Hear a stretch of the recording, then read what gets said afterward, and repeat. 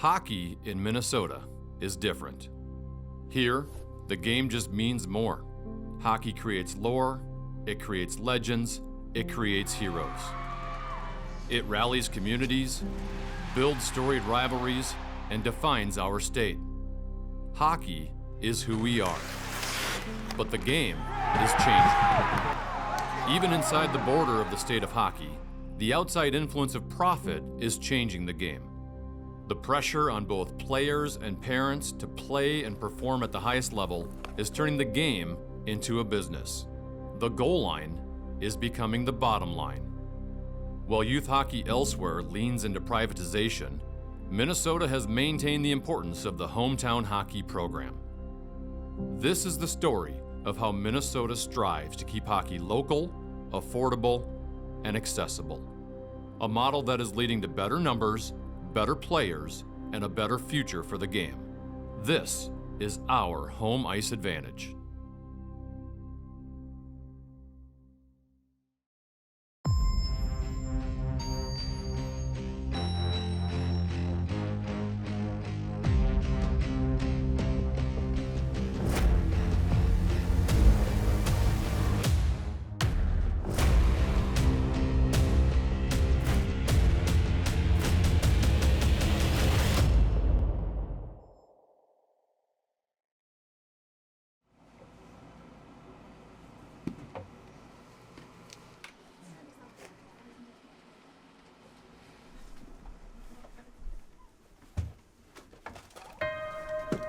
Winter's long and cold and dark here, and the rink is a fun place. It's full of light and full of life. And not to get too spiritual, but it's a big deal here. You go to any town in Minnesota and there's a rink. Grew up in hockey rinks, grew up at the park, and that's all we thought about every day. We had a park at the end of our block. We just loved to go there, and what we loved about it the most was we didn't have parents or coaches. We just could play with our buddies. For my 5th birthday, actually, it was, you get anything you want, and I said hockey gear. It's the most important thing here. It makes our winters go by. Everybody meets at the rink all the time. The kids up here, from the time they are born, one of the first things they do after they learn how to walk is get a pair of skates. Whew. It's like Indiana basketball or football in Texas. We all dreamed as kids of one day getting to and having the chance to play on the big stage. Hockey's number one. Hounds on 3. 1, 2, 3. Let's go. I've been playing hockey since I was 6 and a half. Games like this is why you come to Wayzata. Here we go! Here we go! You learned everything on the pond. I remember it when I'm like 95, the exact spot where I lifted the puck. Here you go, right away. Go, go, go, go! They grow up dreaming about it. When you throw on the skates, you want to play on the varsity team. When you're here, it's the best thing ever. Top to bottom, start to finish, we got to outwork them. Just gonna see what high school hockey is all about today. Down to the near side, Gunderson looks at that score! It just brings out the pride in the whole community. I want you guys to dig a little bit deeper because I see it and I know you have it. Ready for the show. Into the slot, scores!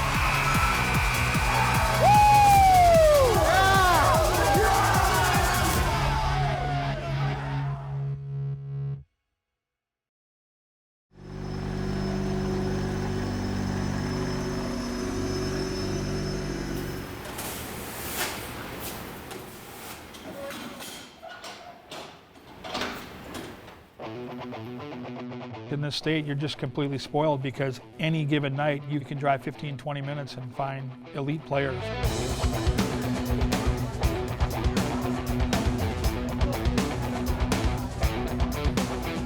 There's a community connection, part of the fabric of our state, certainly the state of hockey. I've always loved the hockey community. There's camaraderie, whether you're on the same team or even your opponents.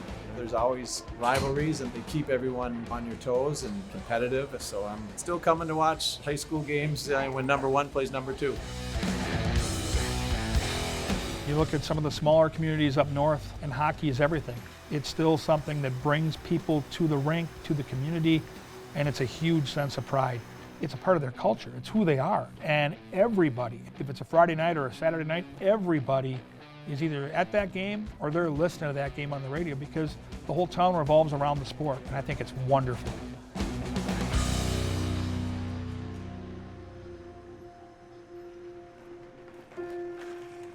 In contrast to most of the rest of our country, Minnesota is still built on this foundation of community hockey, playing for your town and then feeding into high school. Community-based hockey means you play where you live or where you grow up or where you go to school. So whether that's Roseau, whether that's Little Falls, whether that's Bloomington, that's where you play your hockey. What's special about Minnesota is you were just playing with the kids in your neighborhood, right? The kids that you were in first grade with. And everybody had that same experience. And the volume of people who were playing, and now with girls hockey as well, is crazy. I think it's just special how passionate every community is about hockey, and how, you know, kids stay together and you grow up playing with the same kids over and over again every year, and rivalries that form, and you don't see it in any other states around. The rink is looked at by the community much the way you'd look at your Little League ball fields. It's taxpayer supported. The intent of the rink is to serve the kids, the boys and girls that live there, because, you know, in Minnesota, hockey is something that should be accessible and should be affordable. Community-based hockey is really special, not only in Warrow but in Minnesota, because there's really nothing else like it. And it's a special culture that we need to hang on to and cultivate and maintain as best we can. Parents want to create a collective environment for the kids to have fun and to learn and to grow and to reach for their dreams. Wherever you can lay down a sheet of ice and you can get kids collectively playing together with a smile on their face, and then, oh, by the way, competing and learning and growing, why would you not do it?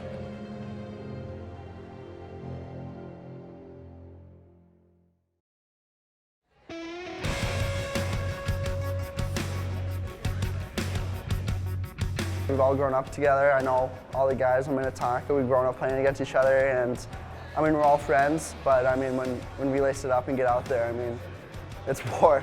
Got some good friends back in Roseau that I'm going to be playing today, but out on the ice, it just doesn't matter. Once we go out to our associations, we just kind of cut ties, and obviously today we're going to be enemies, so. I mean, I'm good buddies with a few of them, but when the puck drops, we're not friends anymore. We got our biggest rivalry, Roseau-Warrow. It's kind of what both towns prepare for all season. It's only a 2-game series, but it's a series you want to win. This is the big game every year. Building's packed, everyone comes to it. If you're not a hockey fan, you're still coming to this game because everyone knows this is a game to watch. It's just a lot of respect, I think, between the two towns, so there's a love-hate, I think. All right, let's go get them. Let's go get them. And now, your Greyhounds of Duluth East High School. Let's go, boys. Here we go. Let's go.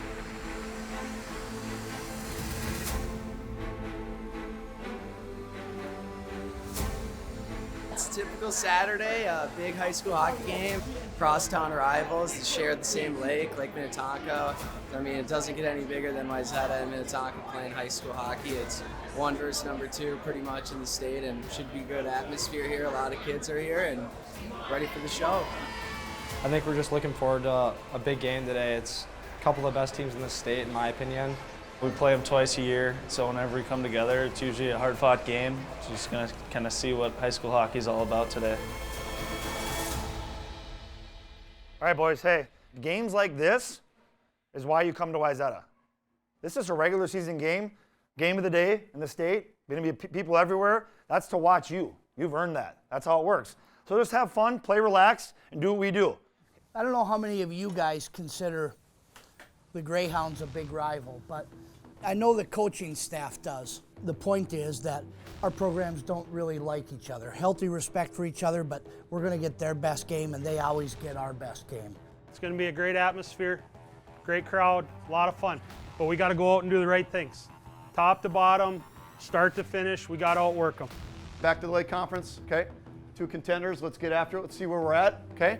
We're going to bring jam, jump, energy. You guys got that? Listen, we're playing the state champs. What's better than that, right? It's green and white's night, eh? Green and white's night tonight. Let's go, boys, huh? Let's go, huh? Let's get her done, boys.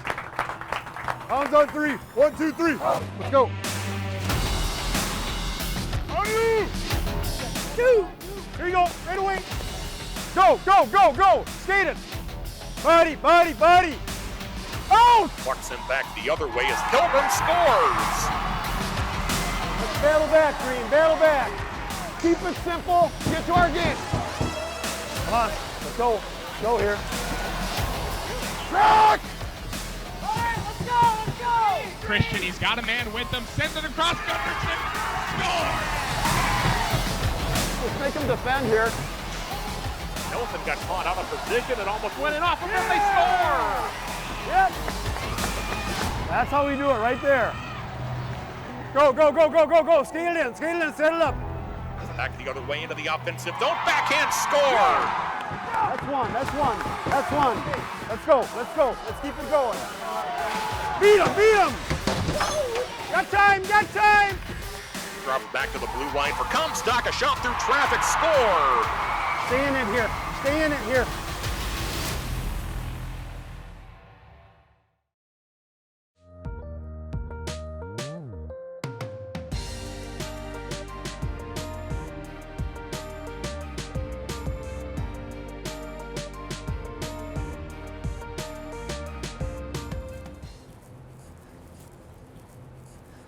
This was a part of the project that we just had done.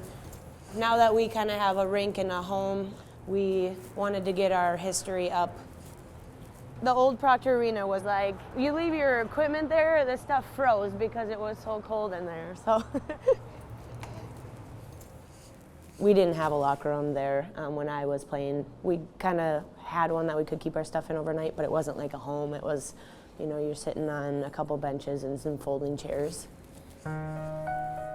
We still have this culture, this environment in Minnesota where communities place the municipally owned ice arena at the same level as the playground or the Little League ball fields.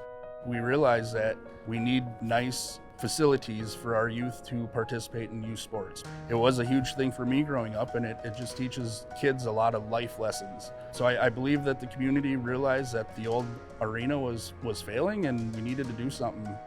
Seeing a community like Proctor self-impose a tax increase to build a new ice arena, a blue-collar town of 3,000 people passes a referendum to raise their taxes to build an ice arena. For much of my life, that would have meant nothing to me. I wouldn't have even read the article. And now I send that article to as many people as I can. I retweet it as often as I can. And that encompasses what's so special about hockey in Minnesota, is that that community feels like we've got to have an ice rink for our young people. When you can come into a place like this and play in front of your parents or your grandparents, family, friends, it just gives a sense of pride. We have a little saying in Proctor, it's either rail strong or Proctor proud. So I think just having a facility like this just brings out the pride in the whole community. And I believe it truly gets built around something like this that we have here. We just keep playing hard, go get to that puck first, support each other with the puck like you've been doing all game. Just be smart situationally. On the puck, boys, on the puck. Let's get the next goal here, boys. Let's go. Still loose in front. Nelson is still down. They score! The halfway point of the game. Come on, dig here. On it! On it! Now to the near side. Gunderson looks inside, score! Do! Gets it into the circle. Now it's front as others come to help. They score! Go, come on, go.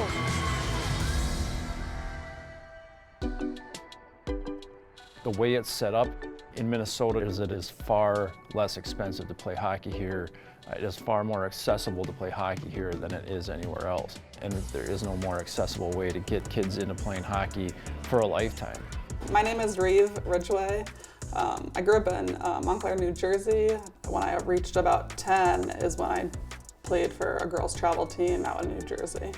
The practices were very far, so it was a pretty big commitment for my parents. My name's Coda. I play for Minneapolis Storm 12U. I've been playing hockey since I was 6.5. My mom grew up playing hockey, so she taught me how to skate, and then I wanted to play hockey. I do like playing for Minneapolis. I think it was like, if I just played for some like other random team, it wouldn't be as exciting. This past weekend, she was just a beast along the boards, protecting pucks and making great passes, and she sees the ice really well. So for her, it's whatever she wants to do with hockey, she'll be able to. When we moved to Minneapolis, it was apparent to me that Minnesota and Minneapolis in particular really invests in hockey.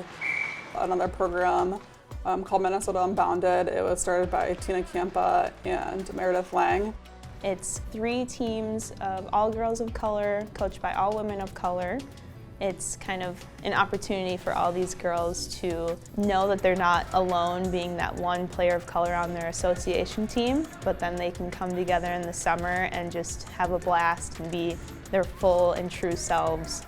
I think it's really important for girls to see other girls that look like them play hockey and make hockey more accessible. I remember Coda. She was very shy and timid. She definitely grew out of her shell, and it just kind of shows the importance of Minnesota Unbounded. Anytime that she was there, hard work, great attitude. She's just one of those kids that you would love to have on your team and love to be around. Coda saw herself in a different way, and it really encouraged Coda to reach for higher goals because she saw other women that looked like her doing that. Being part of the hockey community in Minneapolis led both of us to feel more connected. It's important that our sport become as welcoming to as many people as possible and make sure that everybody in our state that wants to play the game can play the game.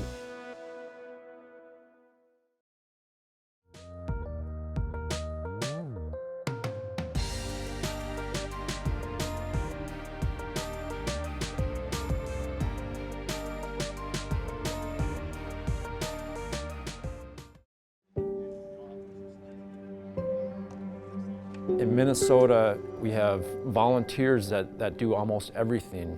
It's parents that are running concession stands, it's parents that are managing teams, coaching teams. All these kinds of things are all people that are doing it for no money. They're doing it because they want to provide this great experience for kids in the state. The other day, one of the kids said, "Do you guys get paid for this?" We're like, not really. I think the cool thing is being able to take a group of kids and, mold them to be able to instill the values here, the work ethic, the positive attitudes, the self-accountability, the discipline. That's just a really rewarding thing to see.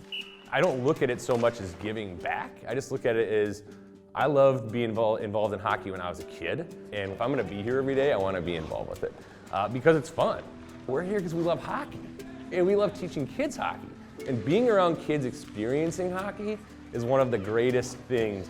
We have treasurers and presidents, and we have ice schedulers. That's 85 youth hockey teams in our association, and the volunteer hours that go into it is crazy. But I love it. I love my coaches growing up, and I thought it was fun to hear them and what they gave me, so it's kind of like passing the buck. That's why I love doing this, and that's why I'll continue to do it as long as I can put these skates on. We're so lucky because so many people step up and participate. It's unbelievable how many people want to be a part of it, and it helps make it all go. This arena had one paid employee. That was the engineer that ran the show. And the volunteers would come after their jobs during the day and start putting up the planks, the beams, and so forth. It was all put together by volunteers. That happens, I think, in a lot of these smaller communities in particular. You still have to have a lot of volunteers to make things work. Places like this that take a lot of pride in what they have and they want to keep it going. In Warroad, we try to keep it affordable where, you sell some raffle tickets and you work your shifts, but other than that, I mean, we're not paying for ice time. Every time the kids go to the rink, it's not like the parents are cutting a check. They skate, all winter long, and it's basically for free. Our community just jumps in and helps pay, and basically that's what pays for everything in the North Rink. Between that and the tournaments, that's what makes it free ice. Everybody pitching in and doing a little bit, and it turns into a lot of free ice. When these kids come up for tournaments from the cities, we got 2 hours in the middle. They can go out and it's open hockey for 2 hours. They just say, hey, can we skate between games? And if it says open hockey, it's open hockey for anybody. We see ourselves as being in the kid business. We want kids to be great players and have great opportunities and to build their self-esteem and their collective experience with their teammates to grow and use those experiences to be great people and great citizens. I want you guys to dig a little bit deeper because I see it and I know you have it. Everybody got it? Yeah. Create 17 minutes of chaos, get on the board early here, okay, and make it really, really hard to get out of here in one piece. Okay, let's go.